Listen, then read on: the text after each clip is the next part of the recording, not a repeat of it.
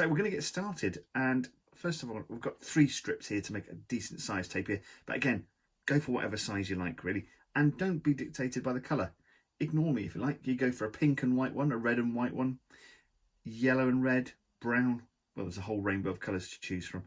I'm going to split my clay in half for this one strip and keep half back for the legs, because they're pretty small. So I've just folded it over like so, and then I'm going to tear it down the fold. Is Jim an animal?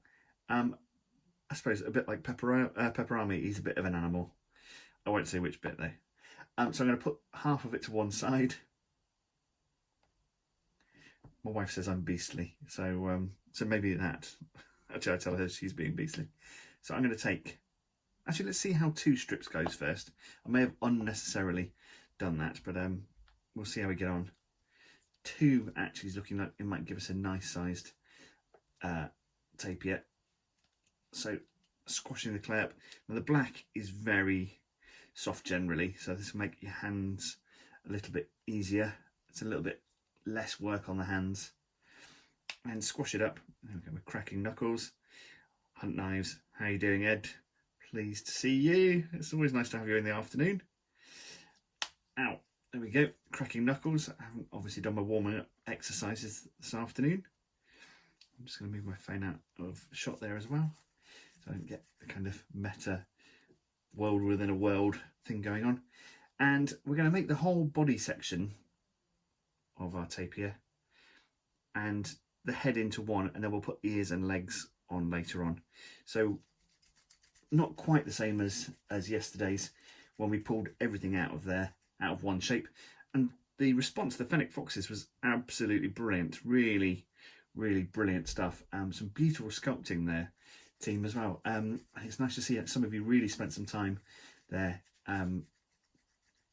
getting the patination on there and mixing those colours as well. So get your clay nice and warm, and we're going to kind of go for a bit of a pasty shape actually, or a lemon. Actually, a lemon is probably quite a good shape. They've got, as you might see on my model here, if I just move my hands out of the way a minute, quite a grainy picture today. Obviously internet reception is not very good. It's rather like looking for a CCTV camera. Hey, 3 o'clock meditation. Well, I find it slightly less calming, but I'm glad you enjoy it. We've got this nice little tail, but it's quite like the end of a banana. They've got a very peculiar shaped bottom, so I'm going to replicate it, or choose which end you want the bottom to be essentially. And we're going to have a little bit of a ridge. They've got quite a strong spine shape actually. I don't know if you've ever met a tapir. I was very tempted actually with this to make baby tapirs, and I might do that. You could do that as a bonus. Have a look at baby tapirs online. They're absolutely amazing. They're like little like wild boars. They've got this amazing spotting down their fronts and sides, and they're really quite beautiful. Going from kind of Malay tapirs were quite black with this marbling to the South American or Brazilian tapir actually being a kind of chocolatey brown colour. Anna's tapir is blue, like this clay o'clock. Excellent. So that's rather nice. Got some peculiar sounds of things moving over there. I've been moving boxes around and things are starting to creep, so I'll keep an eye on that. That's a peculiar sound coming along. We'll see what happens there. If something falls over, don't be alarmed. I've been moving stuff around in the clay cave, and I've not made my life any easier at the moment. So we have a slightly pointy excuse me, kind of lemony shaped back end, and then I'm going to start to tease out the head shape, so giving it a little bit of a back to it, and then I'm going to start to pull the head out from there like so. Now tapirs are also related to rhinoceros and horses. They're kind of like a very ancient line of animals, so they're really quite interesting. Great swimmers as well. They really love that. So if you've ever been to Bristol Zoo, you'll see them, the Brazilian tapirs there. It's a bit more unusual to see a Malay tapir, but they are really fantastic. Like a carrot. Carrots will be coming later. We'll come on to carrots. So I'm teasing out a simple shape for the head. So the head is actually quite like a rhino, really. It's got quite a nice jawline, which we can put in a little bit. And what I'm going to do now is start to tease out a nose, which is actually the upper lip. You can call it a trunk. And it's an extension of the upper lip. So I seem to have got my camera set up better this time. So I'm trying to train myself not to bring the sculpt into myself and work away to my heart's content without being on camera. So today should be more successful. So I've teased out the nose like that. So it's quite a peculiar shape we've got there. So I'm just going to let you see that. Am I left-handed? No. I tend to, I don't know actually, I hadn't really thought about that very much. I'm very much right-handed with drawing. In fact, with most things I'm rather inarticulate with my left hand. But when I'm sculpting, I sometimes do hold it actually. I've just realised that. Would love to see a selection of Ice Age beasts. Yeah, that would be absolutely amazing. I'm not going to attempt to Parkyn actually, yeah, would be amazing. Megatherium would be amazing, and yeah, Glyptodon, all sorts actually. In fact, Oz is showing off his great knowledge there because having previously worked with West Midlands Safari Park, they've got an amazing Ice Age exhibit there, and you can see all sorts of brilliant animals with sound effects. So he's very well knowledged in the in all the Pleistocene age animals. But I would love to do that. I've been trying to persuade museums. Thought about even contacting the West Midlands Safari Park to do a Pleistocene scene, a plasticine, as I call them. Would be great. Just don't need much of an excuse to make woolly rhinos and giant ground sloths and stuff, but that would be an absolutely brilliant thing to do.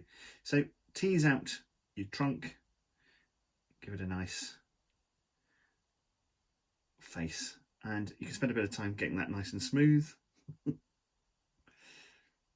Trying to make a monkey out of me, Oz. I'm not going to fall for your tricks there with badly pronouncing. I have enough trouble with people's Instagram tags, letting their names, let alone actual scientific names.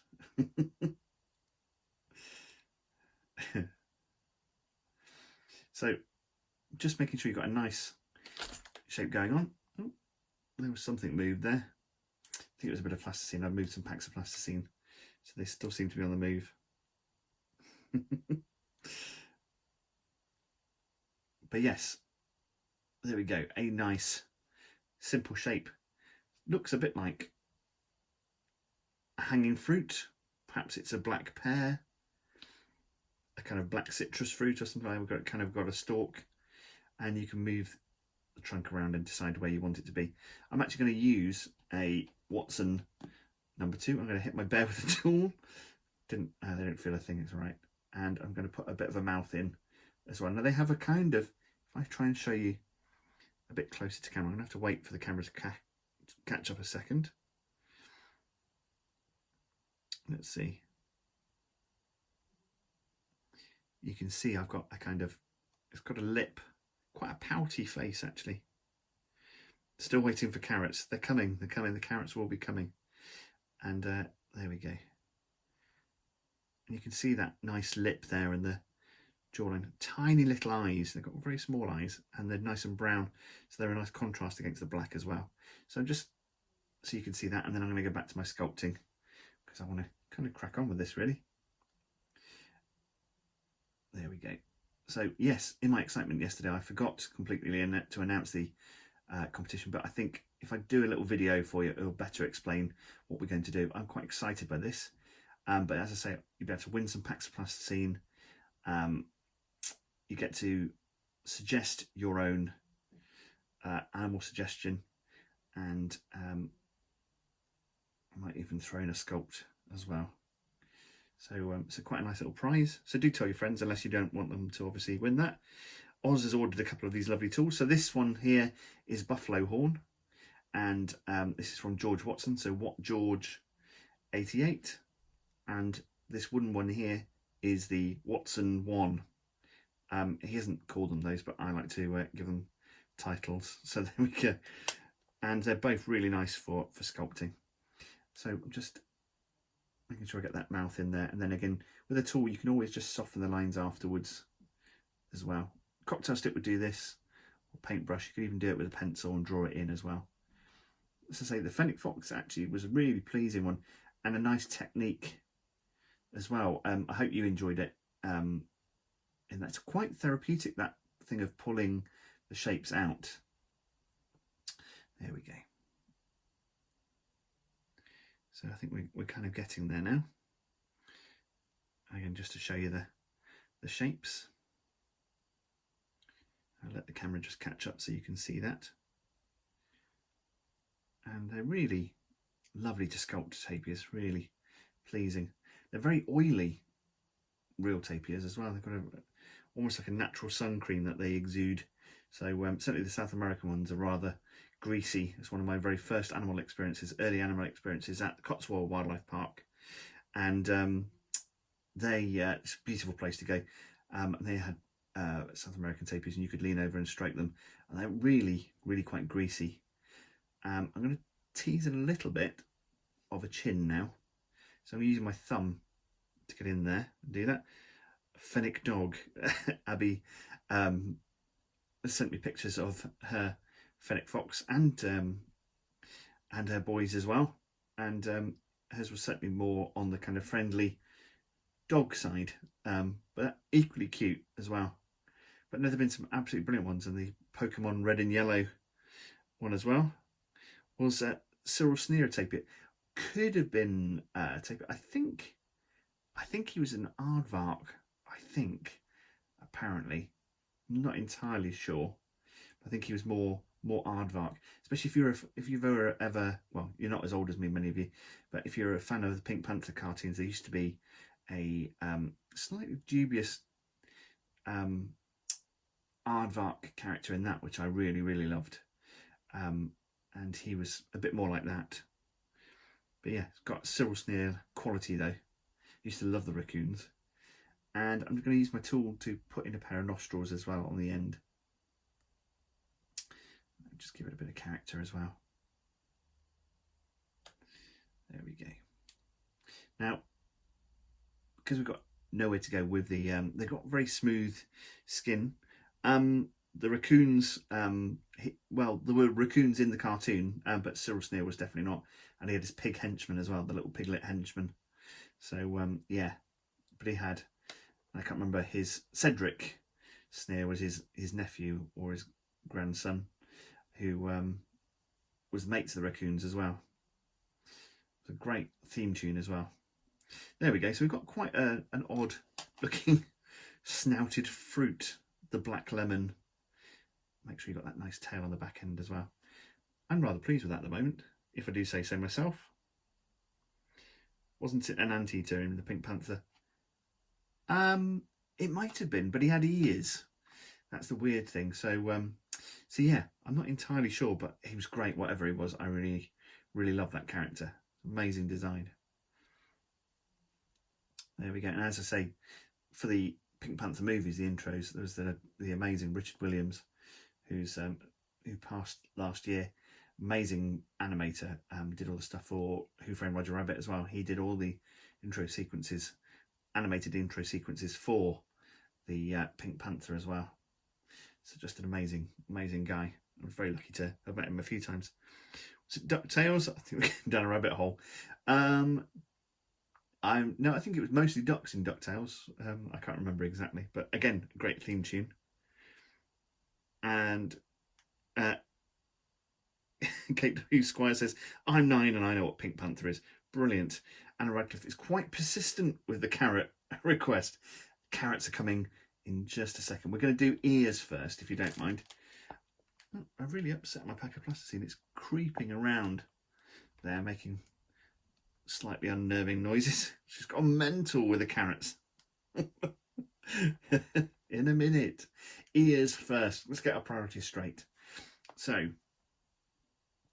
we're going to take some small pieces of clay, about the size of a pea, a small pea, a petit pois, if you like the finer things.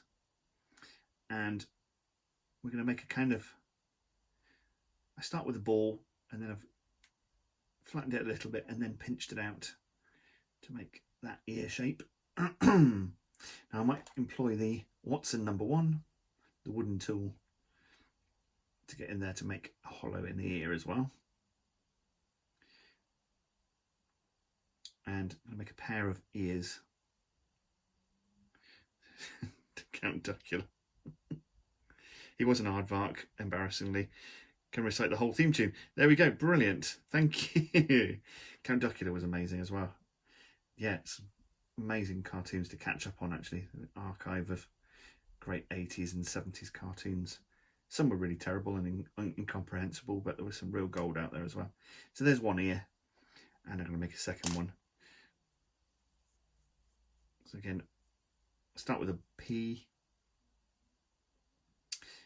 flatten it, and then start to tease out those shapes. Don't go too flat because we want to get a little bit of a bowl in there, and that's why I'm using the body end of the tool, kind of fatter end of the Watson #1 to make the interior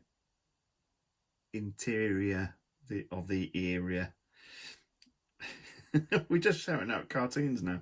It's not quite what I intended, but yes, Andy. I was a big fan of Henry's cat as well. There we go. So I'm popping an ear on the head, and you could use cocktail stick or pencil or whatever tools you have to hand to help smooth in this one. I'm going to use the Watson #1 and just work your way around.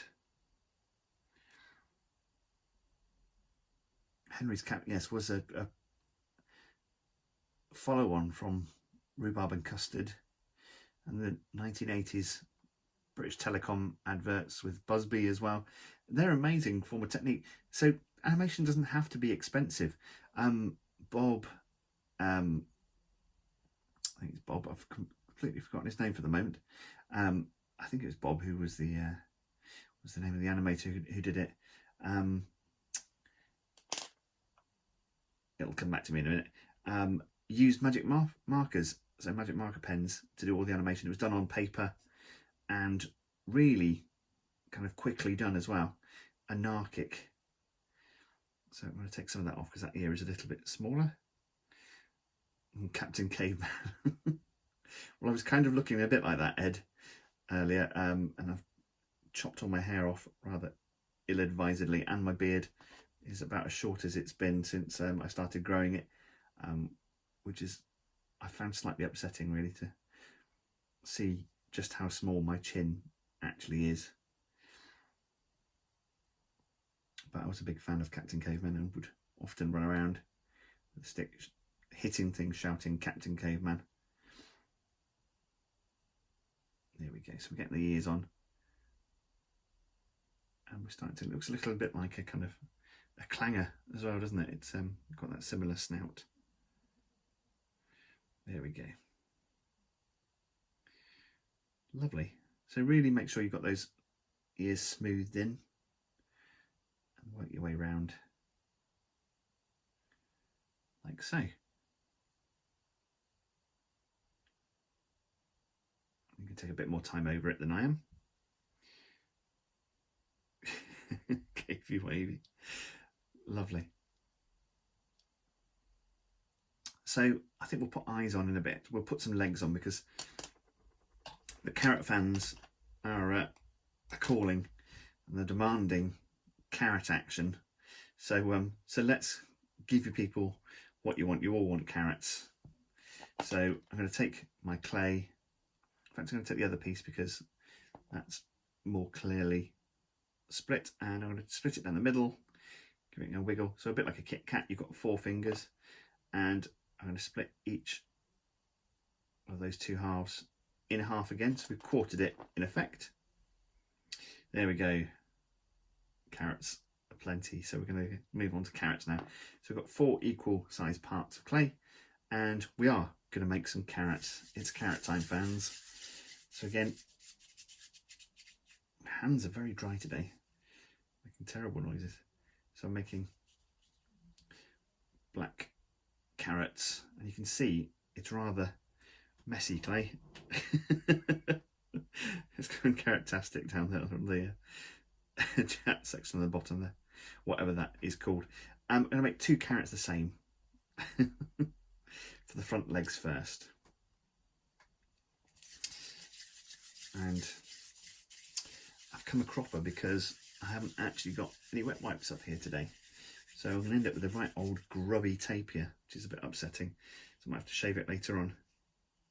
I do seem to have earned myself a carroty me.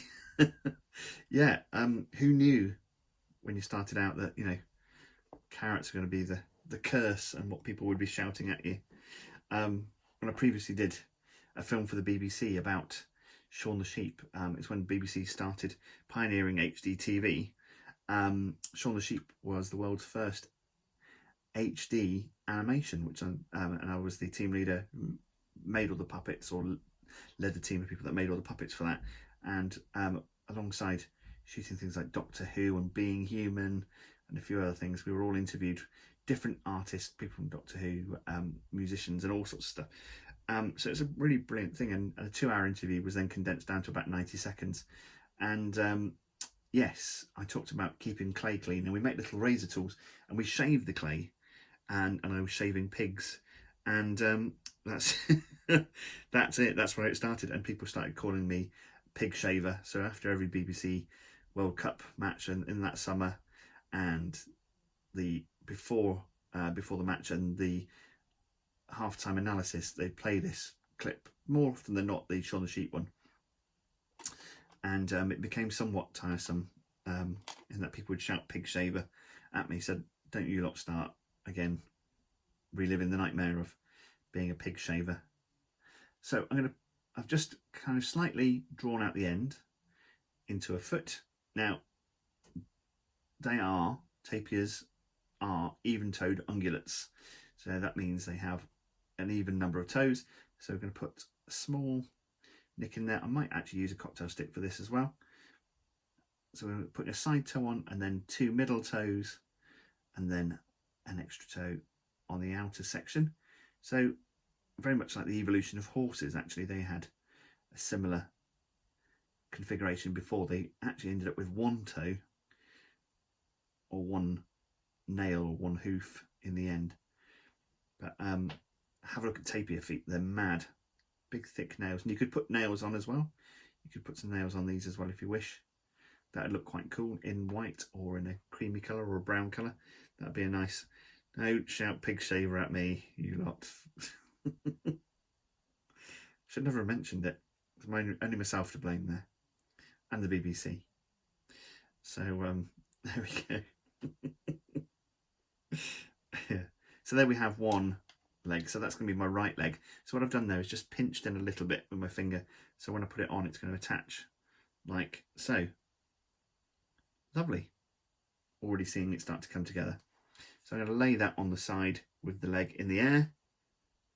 How much plasticine per leg? I've used half a strip and I've quartered it. That is the best guesstimation, I would say, Abby. There we go.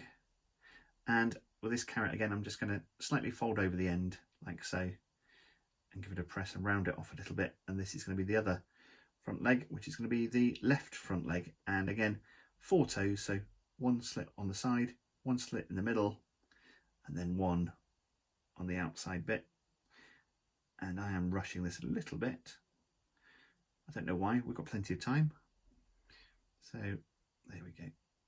And again, you could use cocktail sticks, a little bit thinner tool, smaller tool. But the Watson number 2 is making a fast work of this. So very nice. There we go. So some people had been making Fennec Foxes in Fimo, so Fimo Fennec Foxes. And that's rather a brilliant thing to do. I find Fimo quite difficult to work with and not entirely enjoyable, but lots of people do enjoy working with it, and the joy of that is that you can then bake it in the oven as well. So so do consider that as well, but I find the new plast is what I'm happiest with, and means you can pose it a bit easier as well. So we've got our front legs like so. fact, you know what? I'm going to stick those on. So I'm going to push them on and then spread the clay around. And the black clay, as I say, is quite a nice quality to it, actually. It's quite oily. And yeah, that female fox was really nice, wasn't it, Andy? Yeah, that was really great. Absolutely loved that. In fact, well, Andy made a really beautiful Fennec Fox. What I like about Andy's sculpts is that he chooses quite carefully his background to match either habitat or the colours as well. So they're quite colour coordinated pictures. So Andy's the man behind the Makers Market from Home, which is on Saturday. Starts at 10:30, I believe. And lots of makers will be showing their wares, and you'll be having an insight into their homes or studios and seeing what they're making and be able to buy stuff as well. Lovely. There we go, foxes all over the place. Better than carrots or the shaving. So that's good. But yeah, Andy has a brilliant set of backgrounds that he's using to take photos of his creations, which are rather good as well. In fact, you can see the progress that you've all been making, which is really fantastic.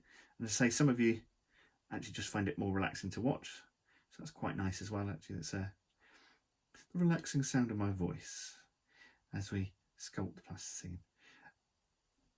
And it's quite nice sometimes when you do a lot of work to just watch somebody else working for a change, so that's quite nice as well. The white bit, we're going to come on to the white later on. Don't you worry about the white. We're going to use some white later on in thin patches, a bit like we did with the Fennec Fox actually, and squash it flat, and we're going to lay it on top. This is just a much easier way of keeping the shape and seeing the shapes and then putting the colour on top. As I say, I would normally actually either go and get wet wipes or step out of the room and use the little model maker's room and wash my hands, and then come back and have a nice clean hands for the white section. But today I'm going to end up with a dirty tapir. There we go. Lovely. Make sure they're the same length. We're ready for some back legs. So I'm going to put the tool down and rest him on his little lemony bottom and make some back legs. So again, carrots. Carrot fans, preempted there. Back to the carrots again.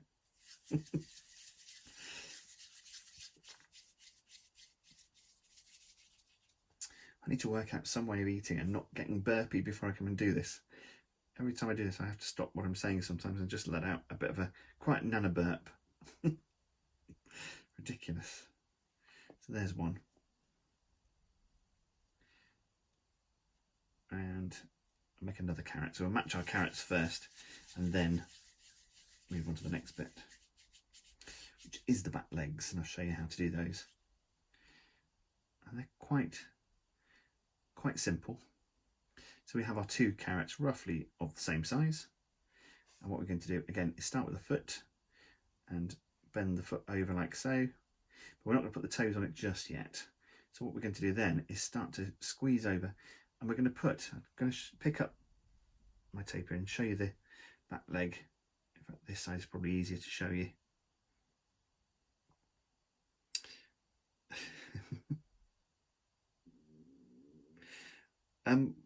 What's Mum's fault? I've missed that. I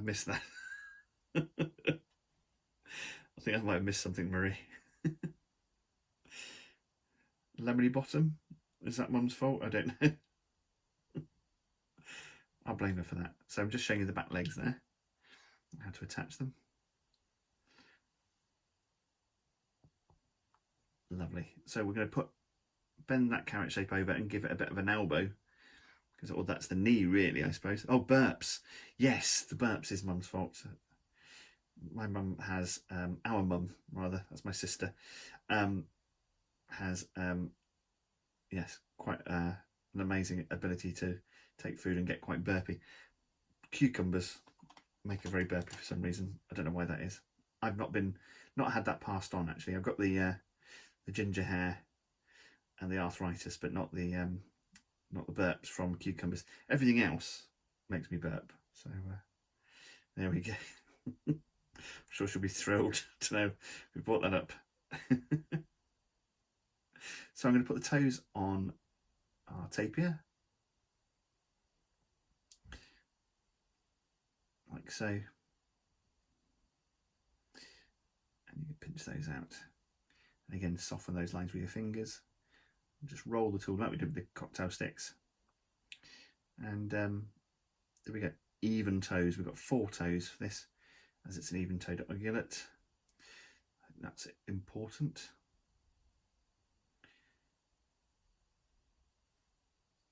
Lovely. And we're going to do the same on the other foot. Andy, how are you doing? Andy's at work. Is not at work. Or maybe he's at work making a tapir. So again, making the foot and squeezing out the leg, and then putting a bit of an elbow or a knee, really, effectively in there as well. Brilliant. And I'm going to flatten the end because it's going to tuck underneath the back as well. So it's quite a pleasing shape, quite a tidy. I won't give you away. So there we go. I'm going to add those toes in again. And again, rocking the tool gives you a nice line. Let the tool do the work for you a lot of the time. They're shaped for a reason, so don't fight it. Make your life a lot easier. And just make sure you can tease them out. As I say, you could put little toenails on them as well. I'll see how I feel later on. See how the time goes. Lovely. Like so. And I'm going to add that onto the back end. Like so. So I'm going to, again, no need to use cocktail sticks for this. You can just, because it's chunky enough, you can just work those shapes in together and either use your fingers or use a tool, and work your way around. As I say, a cup of cold water is a really good way of getting a smooth finish on your characters as well. And as I say, they're quite a smooth, certainly Malay tapirs are very smooth. South American or Brazilian tapirs have this ridge that comes up between the ears, like a kind of punky haircut. They've got a bit of a mohawk that runs certainly along their head and down the back as well. So they're quite a bit bigger as well, I think. So I'm not entirely sure the sizes, but they look like they're bigger than a Malay tapir. Yeah, really amazing family of animals. Can you see the tail again? Yeah, it's just like the end of a lemon. So really nice and simple. I've got rain again. Quite blustery today. Quite a blowy old day.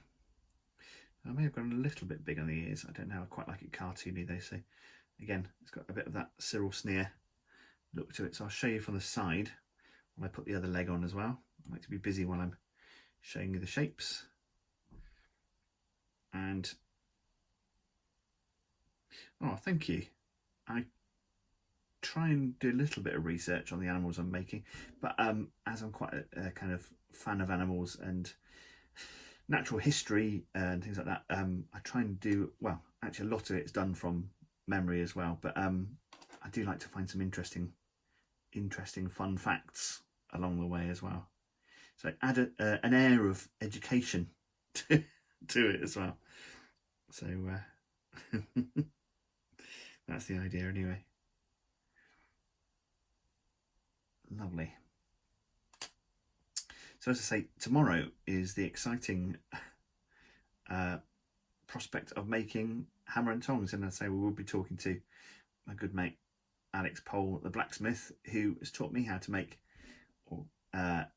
various steel objects, and it's where I met the amazing blacksmith at his forge down in Somerset. Met the amazing Frederick Stellan as well, who, if you're an axe fan, Grand's Forge axes, incredible axes, and he came over to Alex's forge and taught my wife and I how to make a hand axe in a weekend, which was quite a feat. And yeah, we had something that looked like actually quite a good axe at the end of it.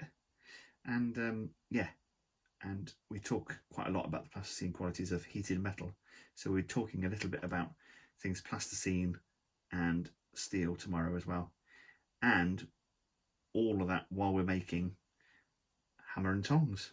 So yeah. Anna's a carrot herself, is she now? Well, I was often called a carrot. I had kind of auburn, rather red hair, not ginger hair, but certainly very red hair. And yes, carrot was a common thing shouted at me, amongst other things. Quincy, for one. There we go. So we have back legs on, looking rather sweet, I think. So I think we're going to put eyes on next.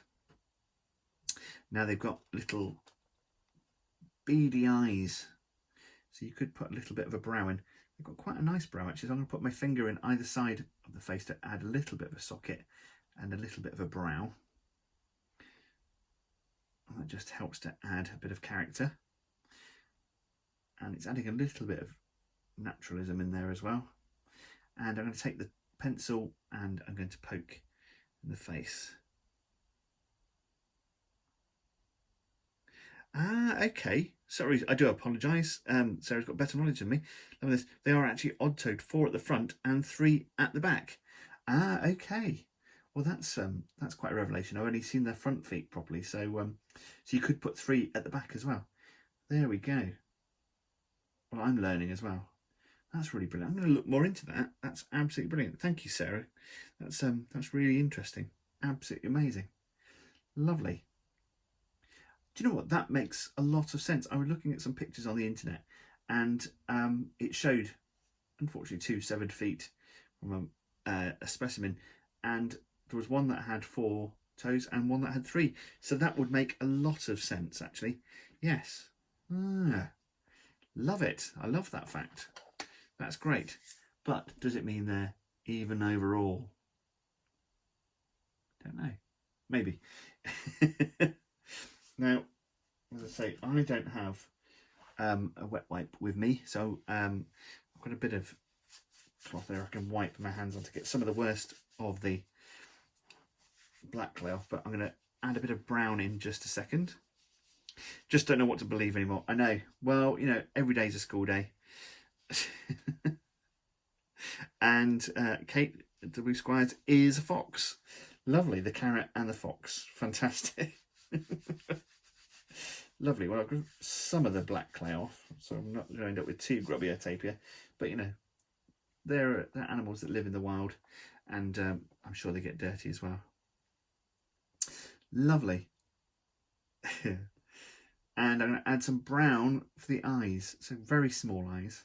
So we're just going to go for normally we'd make a white eyeball and then put the black on, or put brown on top or another colour and then add that on. But this time I'm going to go entirely brown, because I think actually it makes the eyes stand out a little bit more. What's the white thing with the big ears in the background? As a rabbit. I think it was the Easter Bunny that we made for Easter, in fact. We did that one for Camp Festival, which is over in Lulworth Cove. And with any luck, if this is all over and they are allowed to have a festival, I'll be there for the day, just a day, making something rather special. But we'll see. Oh, the Fennec Fox. It's a Fennec Fox, yes. There we go. White with big ears. Could also be an Easter Bunny, but thanks to Tegworks, it's right. That's the Fennec Fox, a small desert fox. In fact, the smallest fox species in the world, according to the internet and previous knowledge. And the video for that will be going up hopefully this evening, if I can get my internet to work properly and not just keep throwing me out every time I try and upload a video. As I say, YouTube seems okay, so you could go to YouTube. So I've got a nice YouTube channel, and please subscribe. It's only been going a month or so, so I'm just going to put the black on the eyes and then add that little central pupil hole. It gives them a bit of focus. please go to Jim Parkyn, Parkyn. It's sort of, the link tree is in my profile, and you can follow it from there. And you can see lots of the other videos. I've still got to redo the panda and the seal, but you know, time is not always my friend. But I'm rather loving this tapir. I think he's looking rather nice. There we go.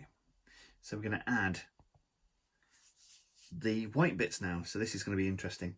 So we're going to take some of the white. In fact, sometimes if you haven't got wipes, what a good thing to do is have some sacrificial modelling clay or plasticine or whatever you're using, and just roll it in your hands. Roll it in your hands, get it nice and warm, and it will pick up a lot of the black off your hands and transplant it into the clay.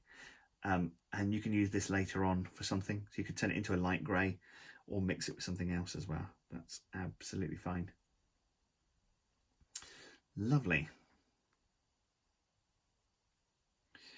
Fantastic. There's a little bit of a delay there. Hopefully it didn't show up on yours. So I'd say the internet's not quite as good as it normally is today. But I have got the backup camera filming at the same time. So you shouldn't miss too much. Anyway, that's probably enough getting the muck off my hands. Let's move on to actually laying on some white onto our tapir. And you can do it in patches and then match in the patches. So I'm going to take 2 or 3 strips, small strips or sticks, and warm the clay up. And I'm going to roll it into a kind of sausage shape once I'm happy with it. Press it out. And then I'm going to make it as flat as I dare, really. So I'm going to go for a band which is going to go all the way around the tapir. So I might make it a bit thinner, a bit narrower. Oh, thank you. That's World Tapir Day. Thank you so much. It's going to be World Tapir Day on Monday. Oh, had I known, I might have delayed it. But that's absolutely fantastic. What a brilliant day to have. Fantastic. Perhaps you could share us a top tapir fact. I'd really love that. That'd be absolutely amazing. Abby, meanwhile, is having to extend her tapir's bottom. And we've been joined by the fabulous Homewood Cheeses. Hello, Homewood Cheeses, how are you doing? And we're putting the white patches on our Malay tapir at the moment. And Tim of Homewood Cheeses is rather miffed that his suggestion of booze bottles hasn't actually come out of the goldfish bowl yet, but there's still every chance, and who knows how long this is going to go on for, so there's every chance. So if you too would like to see bottles of booze, maybe we'll do that for an evening session, and that might be drawn from the goldfish bowl. So do send in your suggestions and I will catch up on those and add them before tomorrow. So there's every chance that we might see a griffin or a Pleistocene, and I'm also Oz can get his suggestions in of his in-depth Pleistocene knowledge. So rather like a saddleback pig, if you're a fan of saddleback pigs, and I am, you can put the saddle on of white. Now I could have probably gone a bit thinner, but I'm going to show you this way because it's just quicker. And Turgworks has put brown eyes on the nose, looks like Groucho Marx. Well, that's quite an unusual look, but you know, you could have Groucho the tapir.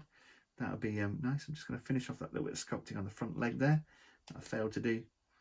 And I've put the clay, the white clay, underneath the belly as well, like so. And I'm pressing it on.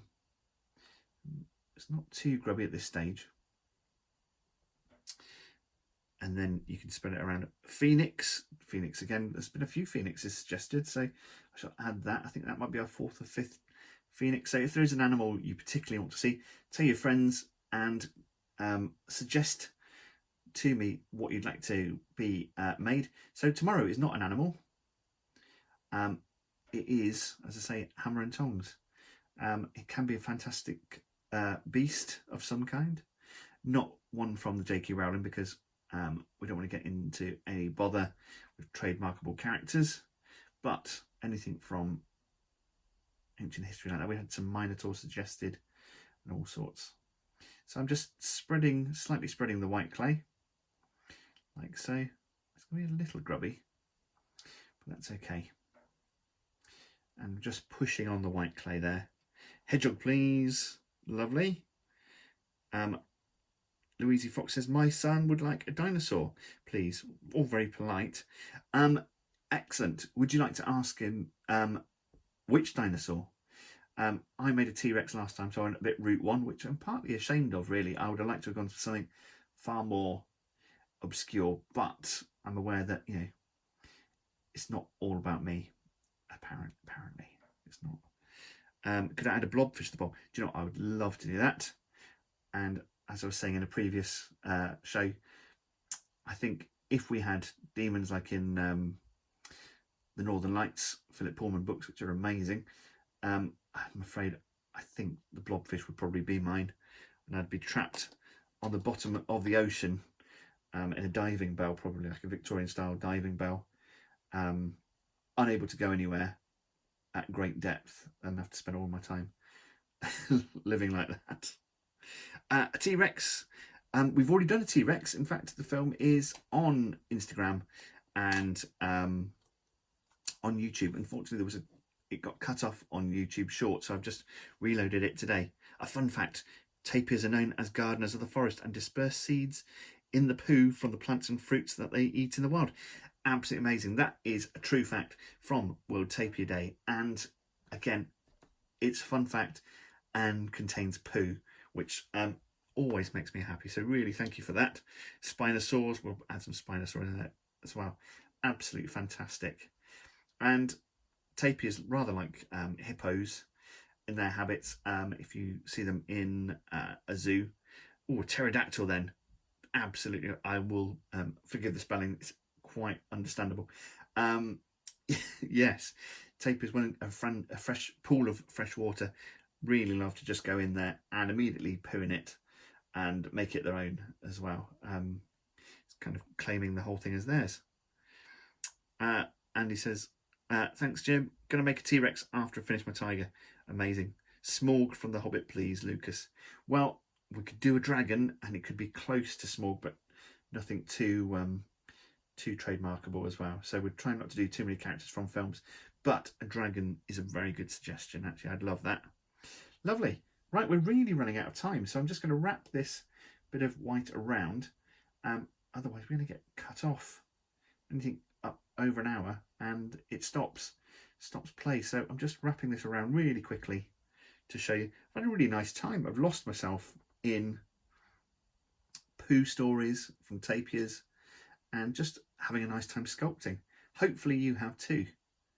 As I say, if there are characters you've missed, apart from pandas and seals, I think they're all up there now, apart from the ones that are waiting to upload at the moment. But certainly all the classics are on there. And do take a look at Jim Parkyn, Parkyn, on